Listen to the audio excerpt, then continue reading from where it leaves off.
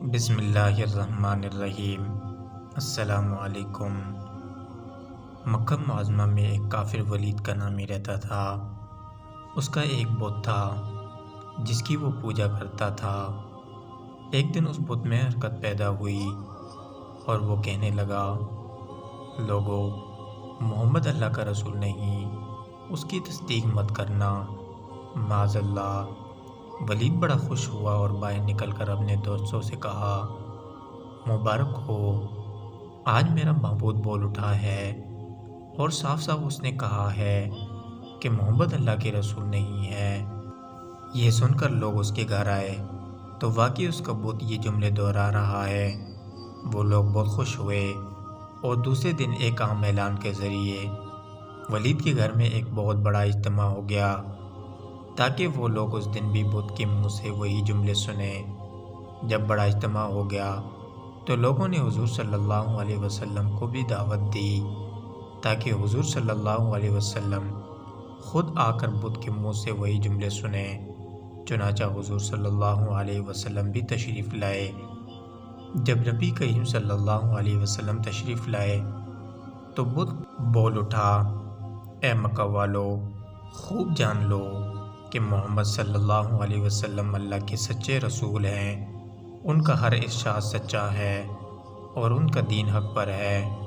تم اور تمہارے بت جھوٹے ہیں، گمراہ اور گمراہ کرنے والے۔ اگر تم اس سچے رسول پر ایمان نہ لاؤ گے تو جہنم میں جاؤ گے۔ بس عقل مندی سے کام لو اور سچے رسول اللہ صلی اللہ علیہ وسلم کی غلامی اختیار کر لو۔ بت کی یہ باتیں سن کر ولید بڑا گھبرایا اور اپنے معبود کو پکڑ کر زمین پر دے مارا اور اس کے ٹکڑے ٹکڑے کر دیے۔ حضور صلی اللہ علیہ وسلم فاتحانہ طور پر واپس ہوئے۔ راستے میں ایک گھڑ سوار جو سبز پوش تھا حضور صلی اللہ علیہ وسلم سے ملا۔ اس کے ہاتھ میں ایک تلوار تھی جس سے خون ٹپک رہا تھا۔ حضور صلی اللہ علیہ وسلم نے فرمایا، تم کون ہو؟